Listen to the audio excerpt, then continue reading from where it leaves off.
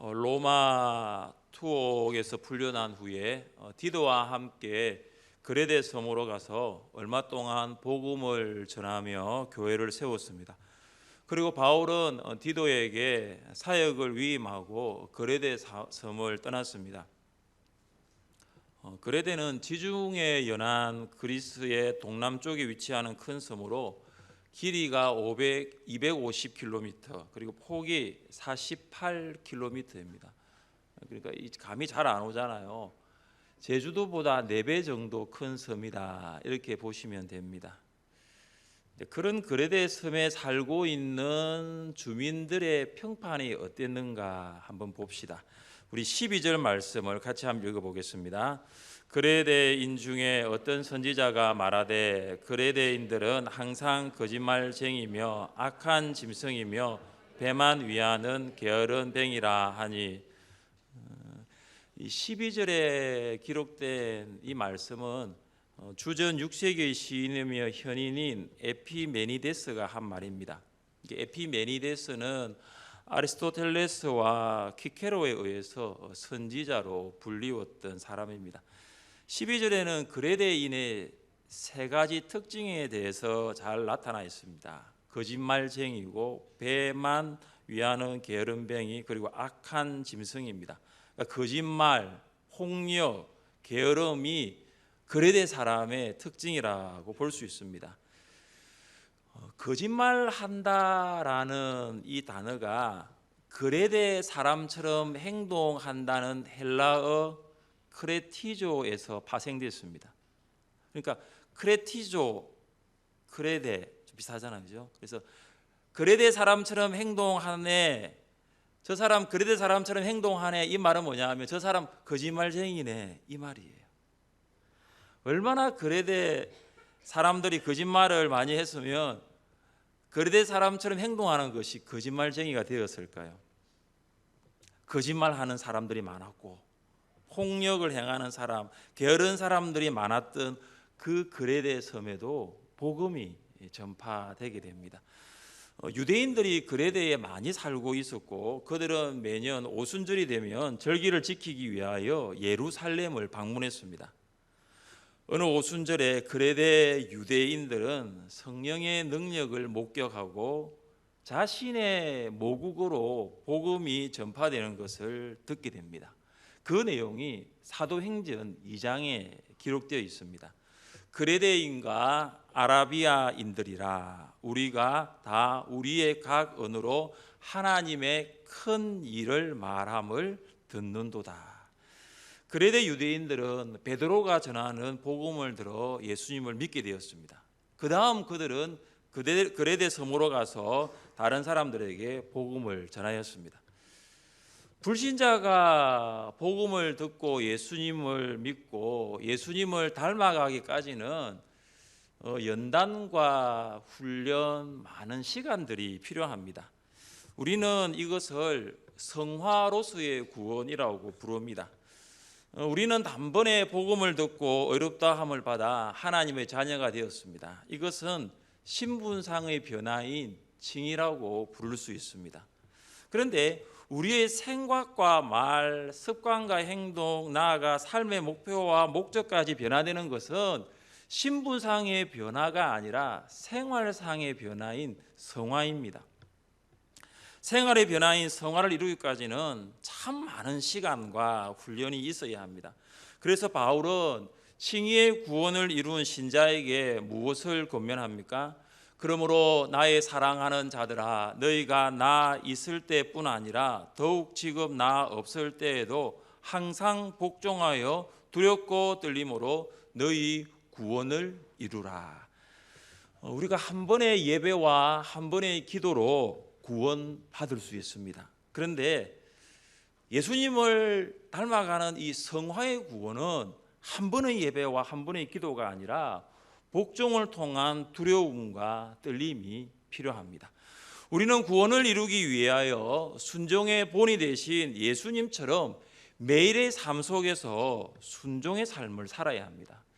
하나님이신 예수님이 사람들과 같이 되기로 순종하셨습니다. 그리고 예수님은 죄인으로 십자가에 죽기까지 순종하셨습니다. 그래서 구원받은 성도의 삶은 순종에서 시작하고 결국은 순종으로 구원이 완성된다라고 볼 수가 있습니다. 우리는 복음을 듣고 구원을 받았지만 순종이 없다면 예수 그리스도의 장성한 분량이 충만한 데까지 이르는 것은 불가능할 것입니다. 그래서 우리의 삶 가운데 내 삶이 주님을 닮아가고 있는가, 내가 주님을 따라가고 있는가, 이 삶을 알기 위해서는 내 삶 가운데 말씀에 순종했던 것은 무엇이고 내 삶 가운데 말씀에 불순종했던 것은 무엇인가를 생각하며 점검해야 될 필요가 있는 것입니다. 그레데 사람들은 복음을 듣고 예수님을 믿어 구원받았습니다. 그런데 구원은 받았는데 그들이 가지고 있는 세 가지 성향, 거짓말하고 폭력하고 게으른, 이것은 그대로 가지고 있는 거예요. 이걸 가지고 어디로 들어오냐면 그레데 교회 안으로 들어온 것입니다. 그러니까 교회 안에도 어떤 사람이냐면은 거짓말하는 사람, 폭력을 행사하는 사람, 게으른 그레데 사람들로 그레데 교회가 이렇게 많아진 거죠. 바울은 그레데의 사역을 마친 후에 디도를 그곳에 남겨두었어요. 왜 바울이 디도를 그레데에 남겨두었을까요? 우리가 함께 5절 말씀을 읽어보겠습니다. 내가 너를 그레데에 남겨둔 이유는 남은 일을 정리하고 내가 명한 대로 각 성의 장로들을 세우게 하려 함이니. 바울은 디도를 그레데에 남겨둔 이유를 이야기하면서 디도가 남은 일을 정리해야 하기 때문이라고 말하고 있습니다. 남은 일이 있는 거죠. 그 남은 일은 뭐냐 하면은 장로를 세우는 일입니다. 남은 일은 장로를 세워 교회를 거룩한 공동체로 새롭게 하는 것이었습니다. 바울은 전도 여행 때마다 교회를 개척했고 그 개척된 교회는 장로들을 세웠습니다. 각 교회에서 장로들을 택하여 금식 기도하며 그들이 믿는 주께 그들을 위탁하고, 지금은 교육자를 세워서 교회를 위임할 수 있지만 바울 당대에는 그러한 체계들이 정착되지 못했습니다. 그래서 지도자로 장로들을 선택하여 교회를 건강한 공동체로 세웠던 것입니다. 바울이 디도에게 교회 지도자를 세울 것을 부탁한 것은 그레데 교회 안의 성도들의 삶이 여전히 변하지 않았기 때문입니다. 아까 제가 세 가지 이야기했죠. 뭐죠? 게으르고 폭력적이고 거짓말하고. 교회에 출석한다고 하여 그들의 삶은 달라지지 않았고 그것은 그레데에 살고 있는 불신자들에게도 덕이 되지 않았습니다. 사랑하는 성도 여러분, 우리가 모든 사람을 변화시킬 수 없을 뿐만 아니라 모든 교인이 달라지지 않는다고 할 때에 그때 우리가 할 수 있는 일은 무엇일까요? 본이 되는 사람을 세우는 것입니다. 사람들이 변화되지 않는 이유를 한번 살펴보십시오. 왜 사람들이 달라지지 않는가 생각해 보십시오. 본받을 만한 사람이 없기 때문이에요. 바라보아야 할 롤모델이 없고 따라가야 할 본이 없기 때문이지요. 그래서 바울은 디도에게 이제 그레데 교회 안에 지도자를 세우라고 권면하고 있습니다. 지도자가 될 사람에 대해서 엄격한 자격이 제시되어 있습니다. 6절부터 9절까지의 말씀에 보면 크게 세 부분이에요. 가정에 대한 부분이 있고 교회에 대한 부분이 있고 마지막 세 번째는 사회에 대한 부분으로 나눌 수 있습니다. 가정과 관련해서는 먼저 책망받을 것이 없어야 하고 한 아내의 남편이 되어야 합니다. 그리고 특별히 자녀들도 영적인 훈련을 받아야 하고 예수님을 믿는 신자들이어야 합니다. 왜냐하면 자녀에게 올바른 교훈을 가르치지 못한 지도자는 올바른 교훈을 성도들에게도 가르칠 수 없습니다. 자녀에게도 못 가르치는데 어떻게 성도들에게 가르칠 수 있습니까? 이것은 정말로 덕이 되지 않습니다.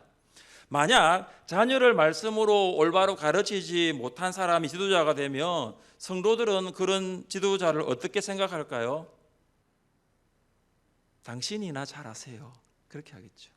왜냐하면 자녀도 제대로 못 가르치는 당신이 어떻게 우리를 가르치겠다는 거예요. 지도자의 자녀를 보면 그 지도자가 가정에서 어떻게 신앙으로 지도하고 생활했는가를 잘 볼 수 있습니다. 교회와 관련해서는 지도자가 어떤 자격을 갖추어야 한다라고 말씀하고 있습니까? 함께 7절 말씀을 읽어보겠습니다. 감독은 하나님의 청지기로서 책망할 것이 없고 제 고집대로 하지 아니하며 급히 분내지 아니하며 술을 즐기지 아니하며 구타하지 아니하며 더러운 이덕을 탐하지 아니하며. 7절에 기록된 자격은 굉장히 중요합니다. 왜냐하면 사실 이 7절의 반대가 그레데 교회의 성도들의 삶이거든요. 거짓말하죠, 폭력적이죠, 게으른 삶을 살았습니다. 그런데 만약에 거짓말하고 폭력적이고 게으른 사람이 지도자가 되면 안 되는 이유가 분명하잖아요. 지도자는 자기 고집이나 급히 분냄으로 말을 하거나 행동하지 말아야 하는 것입니다. 나아가 술을 즐기지 않아야 하고 구타하지 않아야 하고 더러운 이덕을 탐하지 않아야 합니다. 만약 지도자로 선택된 사람이 술을 마신 후에 싸움을 하고 남을 속이면서 자신의 이덕을 취한다면 이건 정말로 건덕이 되지 못하고 복음의 문을 막을 뿐만 아니라 나아가 하나님의 영광을 가릴 수 있는 것입니다. 사회와 관련된 지도자의 모습을 보시면 대접하기를 잘하고 선한 일을 좋아하고 의롭고 거룩하여 자신을 절제하는 사람이어야 합니다. 당시에는 여러 교회를 순회하면서 복음을 전하는 전도자들은 그리스도인들의 도움을 참 많이 받았습니다. 지도자는 교회 안에 도움이 필요한 사람들을 대접함으로 하나님의 사랑을 나눌 수 있어야 합니다. 가정과 교회, 사회와 관련된 지도자의 자격 중에 결론 부분에 해당되는 말씀이 9절입니다. 우리 9절 말씀 함께 읽겠습니다. 밑본 말씀의 가르침을 그대로 지켜야 하리니 이는 능히 바른 교훈으로 권면하고 거슬러 말하는 자들을 책망하게 하려 함이라. 아멘. 밑본 말씀은 신실한 말씀과 참된 말씀으로 하나님의 말씀인 성경을 가리킵니다. 지도자는 성경을 배우고 성경의 가르침 그대로 지키고 순종할 수 있어야 합니다. 이유는 바른 교훈으로 권면하고 거짓 교사들을 책망하기 위해서입니다. 바른 교리는 바른 신앙의 기초가 됩니다.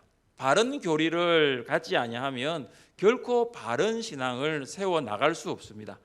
바울이 디도에게 바른 교리를 기초한 바른 신앙을 세워나가는 지도자를 세울 것을 권면한 것은 교회 안에 거짓 교사들이 많았기 때문입니다. 거짓 교사들의 특징이 무엇입니까? 10절입니다. 불순종하고 헛된 말을 하며 속이는 자가 많은 중 할례파 가운데 특히 그러하니. 그레데 교회 안의 거짓 교사들은 유대주의자 할례파입니다. 할례파 유대주의자들은 유대인의 모든 율법과 법과 의식을 지켜야 구원받는다고 가르쳤던 자들이었습니다. 그러니까 할례를 받아야 구원을 받는다는 거지요. 그런데 바울은 구원은 할례가 아니라 믿음으로 받는다는 복음을 가르쳤습니다.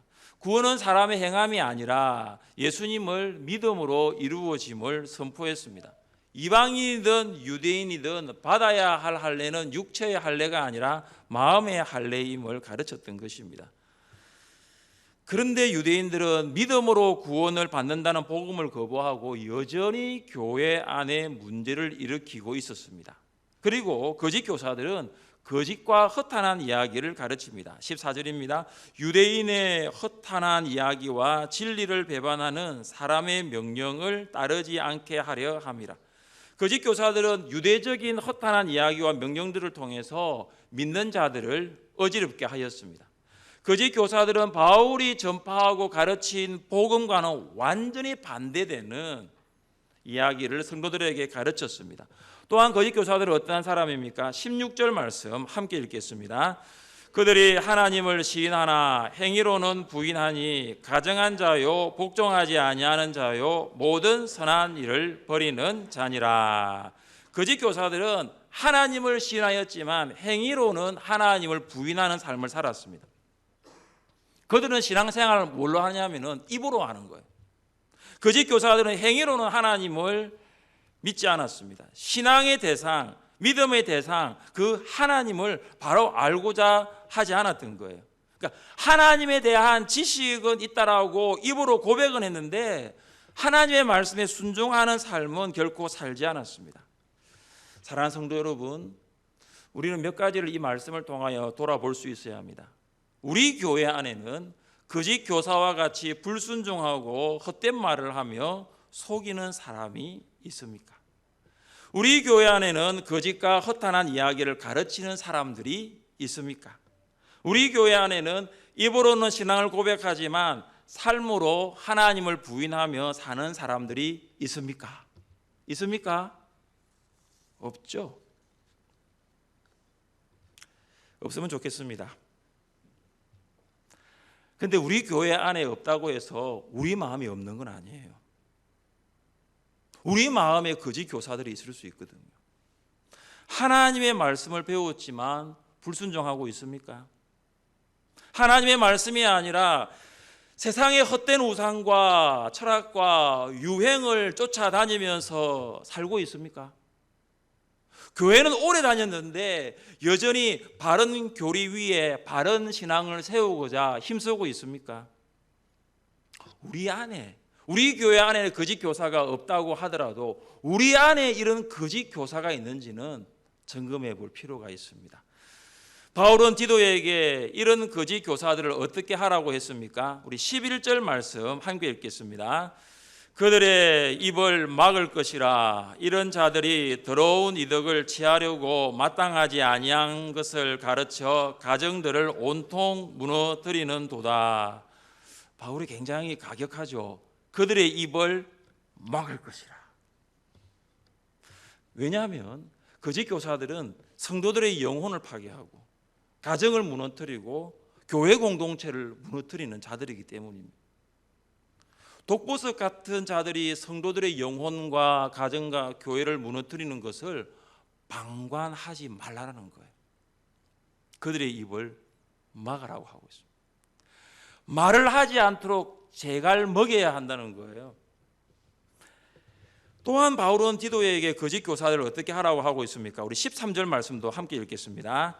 이 정언이 참되도다. 그러므로 내가 그들을 엄히 꾸짖어라. 이는 그들로 하여금 믿음을 온전하게 하고. 11절에서는 입을 막아라 그랬고 13절에서는 꾸짖어라 그럽니다.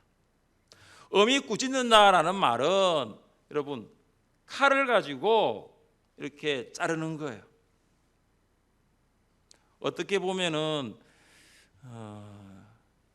거짓 교사들을 이렇게 꾸짖을 때는 냉정함이 필요하다는 거죠. 바울은 디도에게 거짓 교사들에 대해서 엄한 징계를 내릴 것을 권면하고 있습니다. 이유는 그레데 성도들의 믿음을 온전하게 하기 위해서요.